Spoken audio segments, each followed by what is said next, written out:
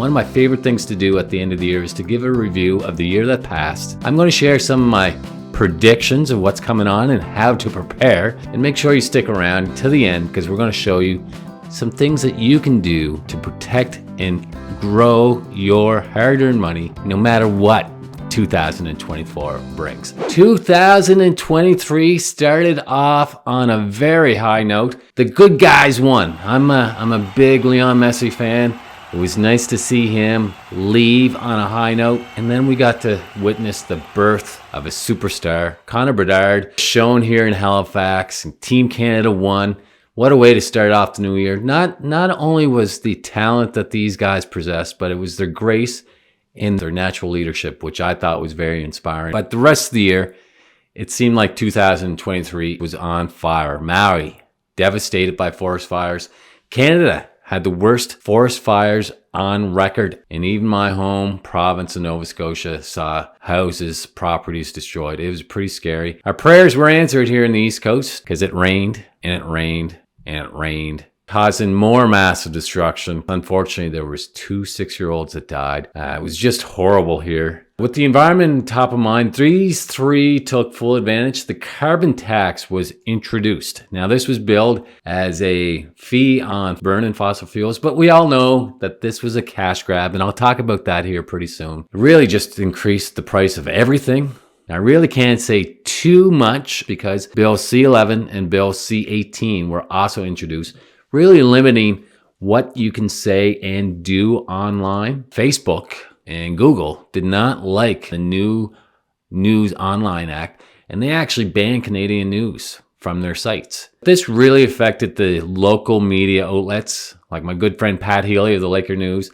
And then I'm from a town called Antigonish, Nova Scotia. It had the longest running newspaper in all of Canada. It no longer shows up on mine or your social feeds. With the increased cost of living, inflation, and house prices, tent cities popped up all over our country. And look at that federal debt at the end of the year here, $1.57 trillion. That is a huge number. And this is the real reason for the carbon tax and the new tax reforms that are coming. The actions of our government, both domestically and internationally, just spending like crazy. Our debts are going to alarming rates. And do you think this is going to increase or decrease in the future? When I gave this presentation last year, each Canadian owed $57,500 to pay off that debt. Fast forward to today, and it's over $76,000, almost increased $20,000 per Canadian in 1 year. Based on the recent actions of our government, do you think taxes are going to increase or decrease? If you want my opinion, 2024, the tax man is coming for you. Unfortunately, Canada is not the only country experiencing weak leadership. This lady quit her job as PM in New Zealand, and this guy became king. Now, I don't really understand the royal family or the fact that people are infatuated with the royal family. Are you watching The Crown? Very popular show. Charles, he doesn't seem like a bad guy, but I made a post. In fact, this is one of my most unpopular posts of 2023, was the fact that we give, as Canadians, $58 million to the royal family every year. And I don't think that's fair. But there was a lot of Canadians that did. Just shows my lack of understanding for the infatuation of the royal family. With the weak leadership going on across the world, Russia continues to invade Ukraine, and then the war in Israel and the Hamas started in October. Sad stuff. Not all bad news. 2023 was once again dominated by females and female business owners. Barbie brought in $1.4 billion in the box office. Taylor Swift and her concert bringing in over $4 billion.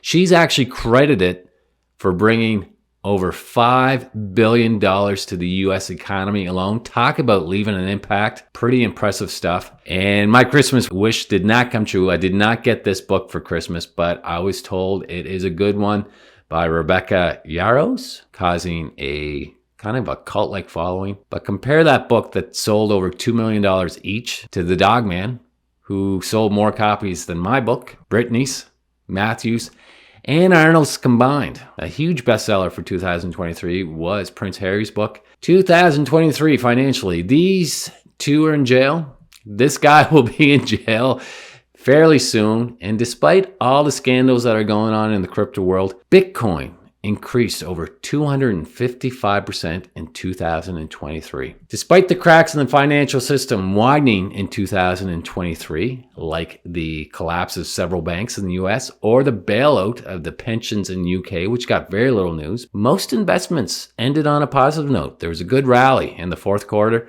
leaving even your balanced fund that you get at the Canadian banks at a positive. They saw the benchmark was around a positive 2. TSX was up by 8. Our neighbors to the south saw much better returns as they focused on productivity, and the currency flooded to the US, where if I look at the numbers here, the S&P jumped up to 24.2%. Dow gained almost 14%. And the NASDAQ rocked up 43%, driven by gains in the technology world. Even the bond market saw gains as their value was up about 4 or 5%. Again, Bitcoin surged them all, being up over 255%. And that's your review of the stocks and the financial markets of 2023. But what do you think was the most important news? What affected you the most, or will affect you the most in 2023? For me, it's pretty obvious. The use of artificial intelligence kind of went mainstream in 2023 and is only going to grow in 2024, which leads us to our predictions and how to take the proper preparations for 2024. How do you feel about 2024? Are you nervous? Are you excited? Are you unsure? Are you indifferent? Personally, I'm both terrified and excited for what is coming for the year ahead. I heard it once said it's going to be the year of bullets and ballots.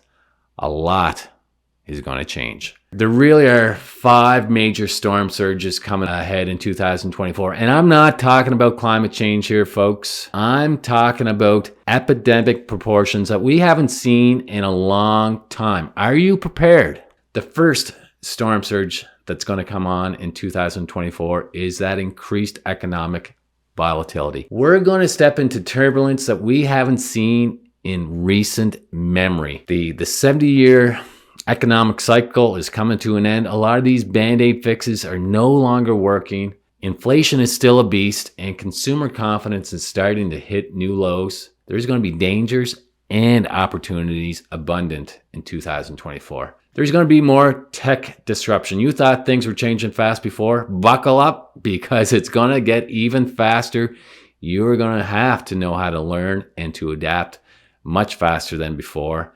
And then number 3, the misinformation epidemic is going to continue. You ever feel like it's even harder to get the truth, the real information? Well, with fake news, wherever you go, and the use of generative AI, you need to be very proactive to protect yourself, your monkey brain and your elephant brain, from the constant fear and marketing that's going to be coming your way. And then global conflicts only seem like they're going to increase. The days where the news focused on same-sex bathrooms that caused a major uproar are going to be replaced with stuff that's much more dangerous and much more bloody, unfortunately. And then the 5th storm surge with the upcoming election. We're going to see more misinformation, lack of integrity, fake news.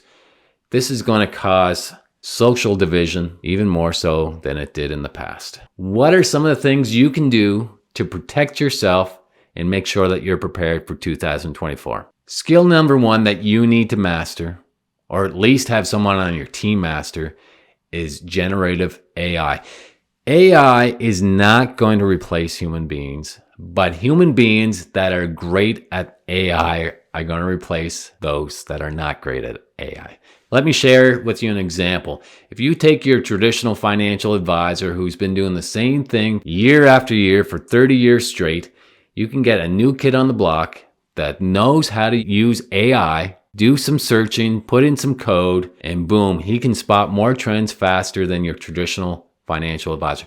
Maybe that's not a great example because your traditional advisor is more focused on selling mutual funds than actually focusing on what is happening.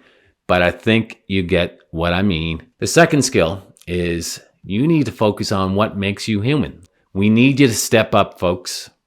We need you to find that best version of yourself and be the leader. You are in demand for 2024. The third skill is you're going to need to learn a lot faster. It's no longer the survival of the fittest. It is more about the survival of the quickest. How can you learn and adapt quicker? And the difference between those that achieve and those that are the uber achievers, they have focused action. They are able to eliminate so much of the distractions out there, folks. Are you able to do the same? There's so much noise and fluff out there, and it's only going to get worse in 2024. Having too many options or too much fear leads to a fight, flight, or freeze scenario. Do you know what your natural instinct is? Mine's usually to freeze, which has treated me well and has also helped me lose opportunities. Look, when you get crystal clear on your vision, values, and goals, it's going to just eliminate so much of the distractions out there. You are your major key to success. When you realize that, you need to start acting like it. And the last but not least thing you need in 2024 is expanded associations. You need to surround yourself with those that have your best interests in mind. And I usually recommend independent experts, not someone representing an institution, but someone that is representing you. 2024, it will be a pivotal year, a transformative year. It will be a year of make it or break it. A lot of the middle class is going to get squished into the lower class, and those that are going to do well are going to do very, very well. After 2024, most will be doing worse than they are now, but a small percentage will be doing a better and a lot better. Which side of the gap do you want to be on? My 2024 wish list is exactly the same as my 2023. I wish the mutual fund industry would wake up and focus on what's truly important. I wish the government would wake up and focus on what's truly important. And I wish people that want to do even better would wake up and focus on what's truly important. And this is why I am so proud to be a member of the IBCanada Group.